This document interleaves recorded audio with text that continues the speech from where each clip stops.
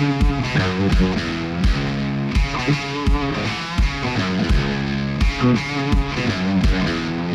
to the Ward's Way podcast.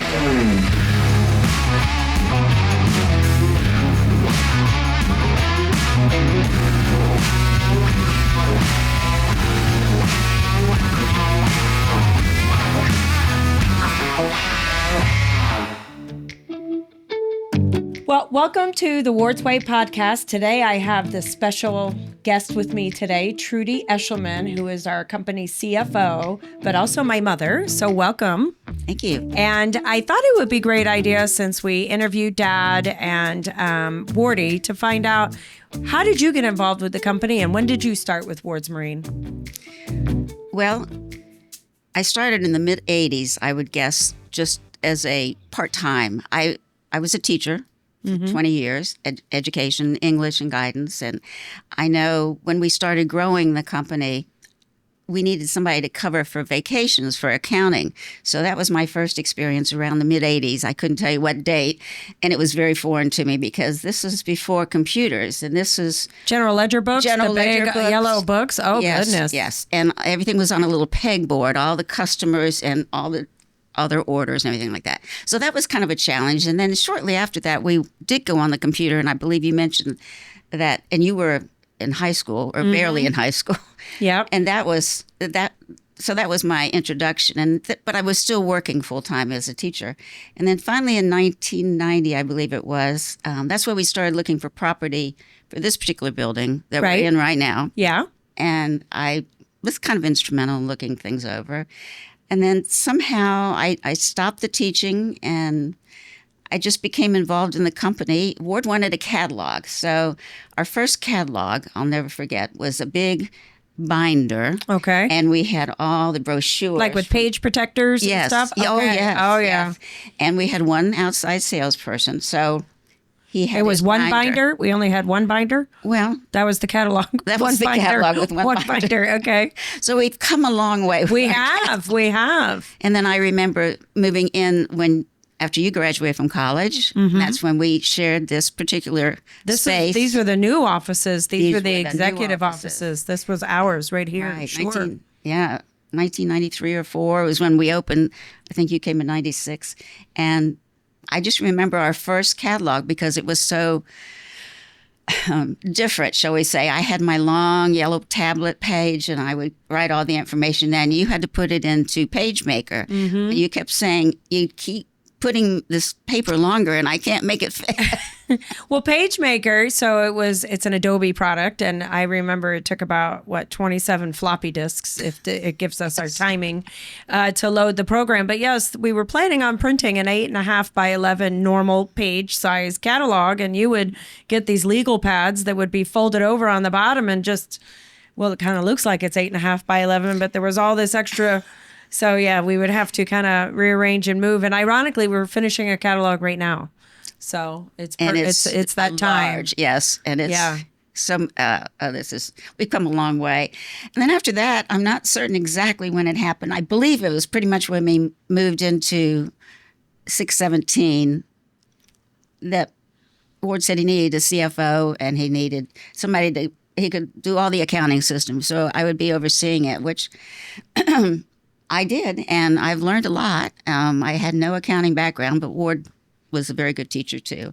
And so it's just kind of taken off from there. And I've enjoyed it. And now I'm kind of easing off the other direction because it's time to get close to retirement. But Yeah. I'm still working remotely and trying to give So I what can. else has changed? What have you seen change with the company? Obviously, accounting tools have changed since Definitely. the 80s. But I would say, what else have you noticed over the years? Just, you traveled a lot with Ward to various seminars or to boat shows. What have you noticed from that perspective, just changes in the industry over the period of time? Well, I think the computerization of everything has definitely changed a lot. I think our employees, I can just see the growth. Even when we moved into 617, I think we were probably maybe half the size that we are today. So I've seen a lot of growth, and I've seen a lot of new energy come in, and all the different things that we have done. I just think of our different areas. Our engraving, it used to be one little office upstairs here, and now we have 6 tables in there now. yes, Yeah, sure. So that's grown a lot. Our inside service has definitely grown a lot. We've taken on a lot of bigger projects with boat builders. I mean, before we were always a repair. That's how it started out with Granddad, I remember. But we have just really grown with the industry, and a lot has to do with the leadership. And you've grown it a lot more just since you've taken over a lot of new. Sure. Hey, we're having a podcast. I know. Look at this. We're on a podcast, Mom. I mean, this doesn't get, No, we're pretty hip now. Yeah. Right. Yes, definitely. So I think we've tried to keep up with the times, and I think we've done a pretty good job of it. So. Yeah. Well, I definitely remember, I know for me, and maybe you can empathize with this too. When I first started, I was gonna go into law school, and then I was gonna be a teacher or something else. And so this was a part-time gig that I certainly wasn't going to stay at long. And I think maybe you kind of felt the same way when you and then it became, I always say, everything I never knew I always wanted. I got to work with all the different departments and immediately fell in love with the company. So, and I wouldn't trade it. No, I wouldn't either. It was a big leap to change from education to private sector. And, we talked about it a long time, and finally Ward says, well, I really could use your help, So I really have enjoyed the challenge. I mean, sometimes it's not as much fun as it could be, but most of the time, it's a learning curve. And, but I've enjoyed, I'm more in the background, I would say. I don't get to see as many customers particularly, but I've gotten to know the employees. You know their accounts very well, though. I do know their accounts. You know what they buy and how long it takes them to pay. Yes, I do. I'm the bad guy that puts people on hold occasionally. But on the, for the most part, I think our customers are great. And I can't complain about it at all. And we've been very fortunate through the years to acquire the customers we have and the talent we have working for us. And I know that's something you and Ward talked about is it's very hard to find nowadays. Sure. So, any place you see the company growing that you and Ward had talked about that we never really actually got around to it, or you guys would like to see? I asked Ward the same question, but if there was a growth side that you would like to see? Well, I think we're already seeing. We talked about we shouldn't keep it just so local. We wanted to spread out across the country and across all the nations. And right now, you're going to boat shows all over the world, and we're doing work for people all over the United States, at least up and down the East Coast, pretty much. And that was, I think, Ward always had in mind a certain period of growth. He took it very slowly, but I think you're continuing that because you're spreading it out to the other countries. And that's wonderful that people from around the world know about us now. Whereas before, I think we were more regional or. And I also feel like, in fairness, that's one where technology, and we'll get into technology, but I think technology made the world a smaller place so that, through Zoom, through Teams, through airfare, through everything, we can just pop over to the other side of the world in 6-8 hours, probably any day of the week, or we can have a conference call, or we can have a Zoom meeting with our counterparts over there. And so we're able to have these normal conversations. So now technology, I know I've been speaking with a lot of guests about that as it relates to what do you feel about AI?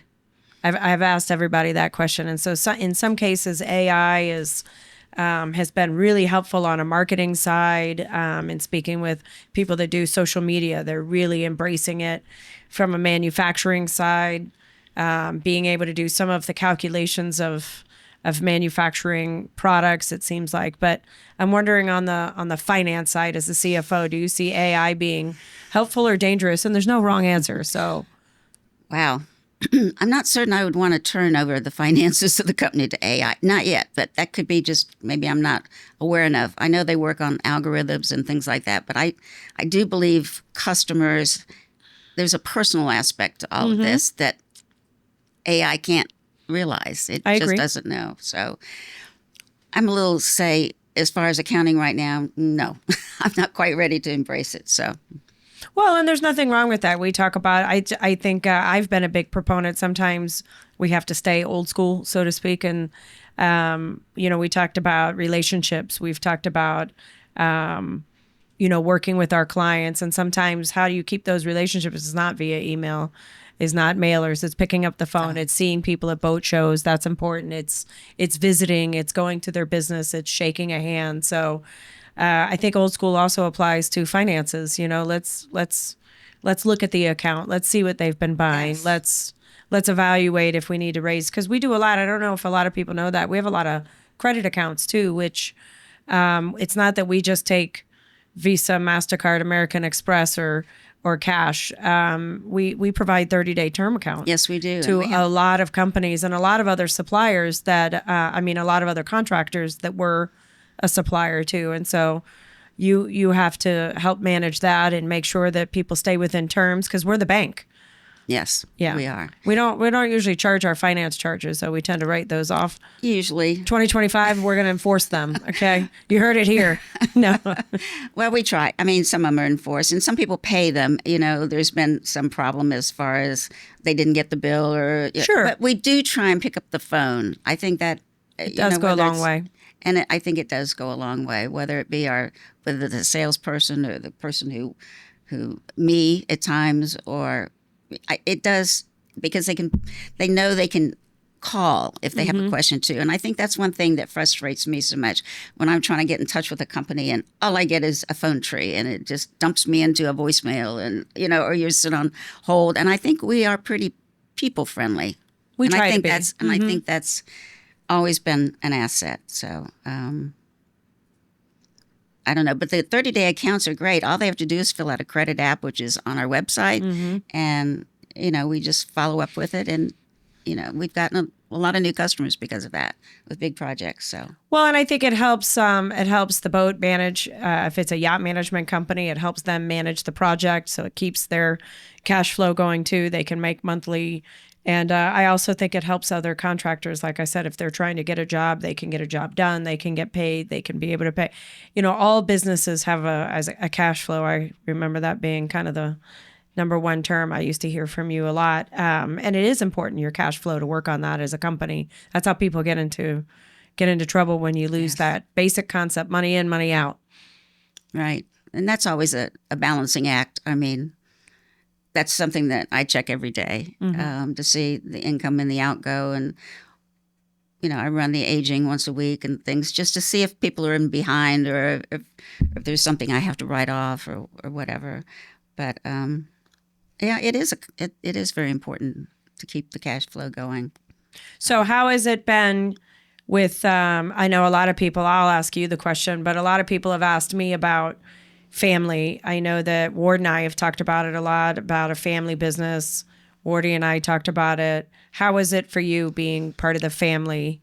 And what is your advice to give on a family business to others? Well, I've enjoyed working as a family very much, whether it be with Ward or you or Wardy or whoever. And advice, I guess, would be to just respect each other and listen. There may be differences of opinion on how something should be handled. So the best way to do it is, I believe in a united front, definitely. The whole family kind of needs to present this front and, just be kind to one another too. Don't get upset. Don't let your temper or whatever flare. So I've always said that sometimes we have to forget we're always family first, but sometimes you have to remember that we also are our work positions, and sometimes put the family aside, and then other times we have to put the family in front. So I think it's just recognizing when those times are, because sometimes we just have to be our positions and we just have to do our work. And then, other times, then it's funny, Wardy and I, one thing that we talked about is I had a hard time, and I'm sure you probably did too, but it's different, but I'll ask it. Ward is very different at work than he was as a kid at home. And I think getting used to that, and I would say my children have viewed me the same way. You're different at work than you are at home. That was he the same at work as, you know, a CFO working with a CEO when you worked together at that level? There's the ward at work and the ward at home, or was he a lot more similar? I know as a parent, he's different at work than he was at home. You know, I think he's pretty much the same at home. Yeah. We've always, and maybe we have the luxury of being able to talk about things Right. at home. We're not sitting in an office or not having to sit down to a meeting or whatever like that. So I think he's pretty much similar. And having never worked really for a business, this is really the first business I've ever worked Right. for, other than the school system, which is very different. I learned a lot from him, and I think he learned a lot from his dad. He followed in his dad's footsteps a lot. Who, you know, just the customer, how to handle customers, and how. I can honestly say he really doesn't lose his cool much. No. I mean, he doesn't. He wants to solve things as amicably and equitably as he can. I mean, if there comes into something like that. So I think I've learned a lot from him. And I think he's about the same at home. Well, any words of wisdom for the future? Any wishes or words of wisdom, or where you think we'll be? And For the future, if I could have my wishes granted, I would love for some of our grandchildren to become involved in the company.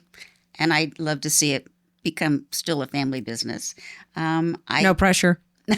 In case any of you are listening, Chase is part of it. So Yes, Chase is. Chase, And, yes. that's nice to see him involved in it. And he's starting from the best part, you know, the counter going, and then you just move up and you have to learn all the parts. And But everything. I do have to say, in defense, I was never going to work for the family company. Nor was I. And I think you guys kept me from boat shows at an age, because I don't understand how I never knew that there were these crew positions that I could have. I mean, I would have learned how to cook at 16 years old and jumped on board a yacht in 5 minutes. So I don't know how you were able to keep that from me. But I was not going to be working for the company. And then, you know, 28 years later, Yes. look where I am. And I wouldn't change a single minute of it. No. So, you know, there's always still time. You know, I think kids just have to kind of get their education and find their way. But I agree. I would like to We'll see do our best. the company continue and Of course. grow, and, you know, careful growth, and, you know, just keep going with the times. And that's a challenge. And but I think we have the management and all to do it. So that Well, would thank be you my for coming wish. today. Thank you. I for having appreciate me. it. Thank you.